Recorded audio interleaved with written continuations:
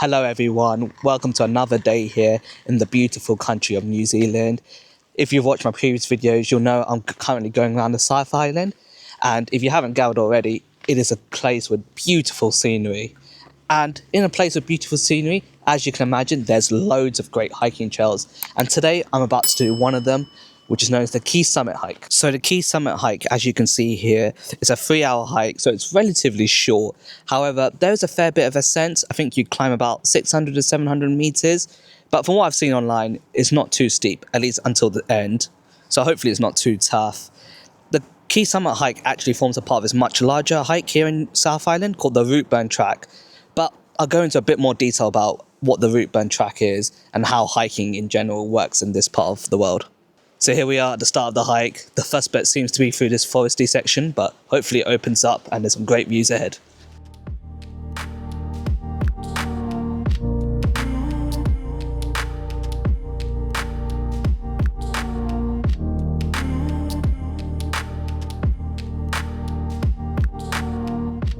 About a kilometre into the hike, I've come across this sort of mini waterfall, and then if I switch around to the other side, just over there is the road that we use to drive into this hike. So hopefully that gives you an idea of how far we've ascended so far.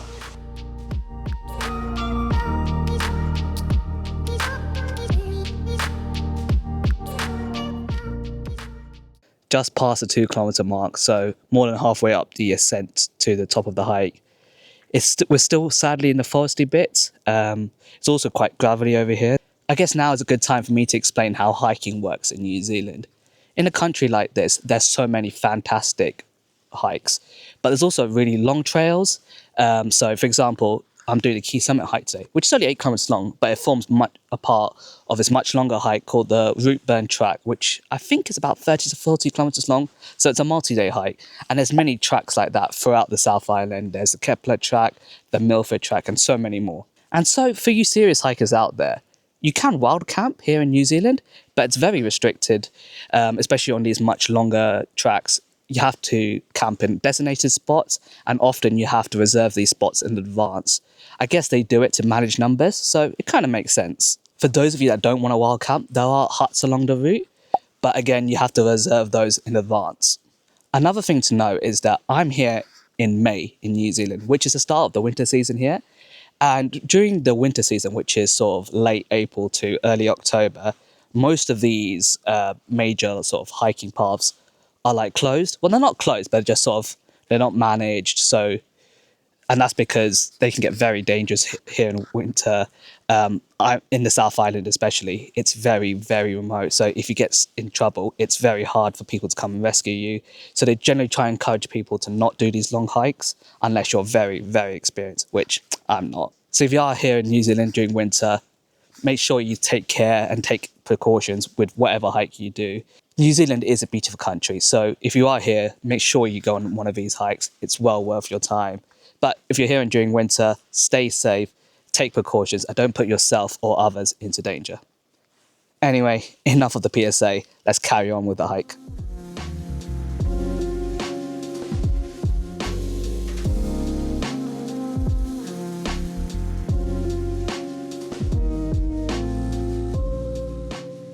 We finally emerged out of the forest, and what a view we've been greeted with.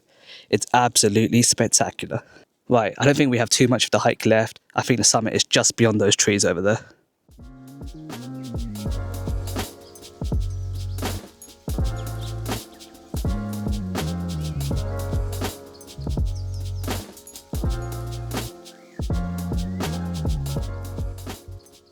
So we're pretty close to the top now. I think the end of the hike must be somewhere on this flat bit over there. But just look at these views whilst we're here. Absolutely majestic. You've got the mountains there. You've got a little pond here as well. It makes for one hell of a view.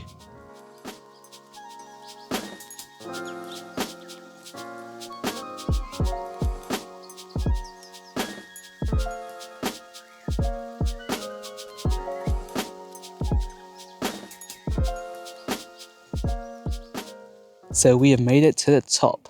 Well, I say the top. The top was actually where the pond was earlier, at an altitude of about 930 meters. But you can walk all the way up to the Key Summit Lookout, which is at an altitude of 979 meters. So yeah, officially made it to the top. Took us just over 2 hours. Obviously that includes all the stopping for filming and so on. So without any stops, I reckon it'd been an hour and a half. So yeah, very short, very doable. It wasn't too steep. Right, considering we're here at the lookout, let's go and check out the view. So here we are at Key Summit Lookout. Apparently you get a view of the lake. But if I pan up slightly, all you can see is trees. Now, however, if I move to the left ever so slightly, you might be able to see the lake in the distance. It's very far away. The clouds are kind of blocking it. On the left, we have Mount Christina, which I believe is one of the biggest mountains in this area. Then we have Mount Coscut in the middle. And then right here, we have Mount Little. So yeah, the views at the top of the lookout aren't the best. I mean, they are good and they're better than whatever I'd see in the UK. But in a country full of amazing viewpoints, it's not quite the best. I think the viewpoint at the actual top, so by where the pond was much better. That should give you a glimpse of how remote this area of New Zealand is and why you should be careful if you're hiking around here, especially in the winter.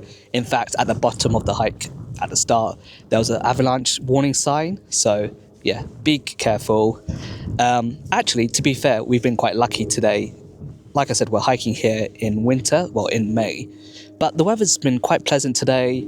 It was about 12 degrees at the bottom and up here at the top, I want to say about 7-8 degrees. So kind of the perfect weather for hiking. It wasn't too windy. It's a little bit of a breeze here at the top, but it's not too bad. All right, I think we've been here long enough. Time to make our way back down. Unless I see something interesting, I'll see you guys back at the bottom.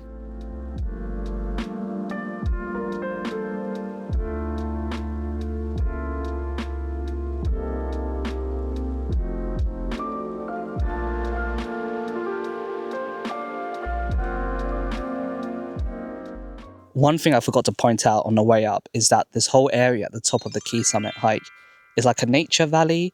It's all sort of protected, so you're only allowed to walk on the paths itself and you can't veer off the path. All around this area, there's little boards like this that give you a bit more information about the plants and wildlife in this area. In fact, there's actually a little nature walk you can do as well, which is like a half-an-hour route that goes sort of right around the edge of this Key Summit hike. I'm still making my way back down the hike, and I came across this building, which I didn't see on the way up. And you might be wondering, what is that? That is, in fact, a public toilet. I've never seen a public toilet before on a hike, at least not a proper one like that. That's amazing. Very good on the New Zealand government to have that in place. More countries need this. I've got about 1.5 k's left until I'm all the way back down at the bottom. One thing to note, if you're hiking around here in the South Island in winter, is that sunset is quite early. Right now in May, sunset is about 5:20, but the more you get into winter, I reckon it'll be like 4:20, 4:10, maybe 4 o'clock. And especially on these mountainous areas on the west coast of the South Island, the sun gets behind the mountain and therefore it gets dark a lot earlier in the day than sunset. So something to be wary of if you are doing a hike here in winter. Make sure you start early and you come back down before it gets dark. And it's probably another reason why they don't want people doing the long hikes during winter here, because it gets dark very quickly. But on the flip side, if you're here during the summer, sunset is very, very late in the day, so you can hike for longer.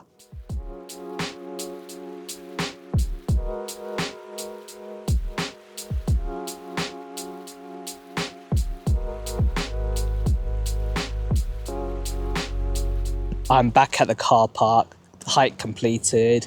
It wasn't too bad. It was actually quite easy, to be honest. Very short. To get there and come back and all the stops for filming and everything took us just under 4 hours, so not too bad going.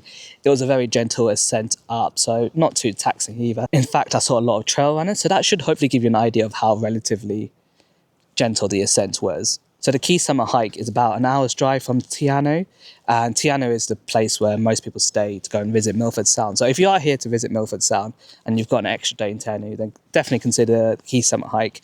It's a good day hike. It's, like I said, it's not too taxing. It's also one that you could probably quite easily do in winter as well as summer, so definitely one to consider. Anyway, it's time for me to drive back up to Te Anau and continue with my New Zealand adventure. Hopefully you guys have enjoyed these series of videos from New Zealand so far. I've got many more planned, many more hiking videos as well.